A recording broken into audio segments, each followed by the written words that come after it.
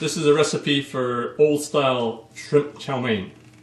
The way we used to serve it in our grandfather's restaurant, the Noodle Cafe. So this recipe is not as popular as it used to be, but I still miss it. So let's give this a try.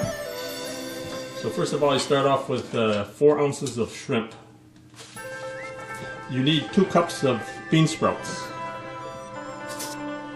So for this recipe, you need half a bag of the noodles, roughly 7 ounces, or 3 cups of noodles. So first you take 2 stalks of celery and cut the celery into small pieces. 2 stalks of celery works out to about a little more than a cup of celery. Cut up half a onion. To thicken the sauce, you need 2 teaspoons of cornstarch.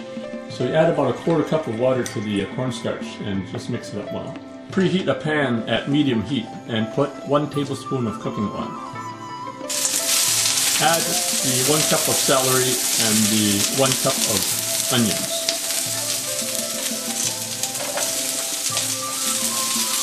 Add half to 3/4 teaspoon of salt.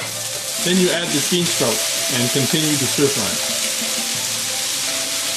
Add 1 cup of water and bring it to a boil. Add half a teaspoon of dark soy sauce. This is the sweet soy sauce. Then you add the cornstarch solution to thicken the sauce. And then you add the shrimps. Then you add the 3 cups of noodles and mix in well. So on the instructions, they say to boil the noodles for 3 minutes. But if you boil the noodles, they become very soggy. So we just add the noodles directly.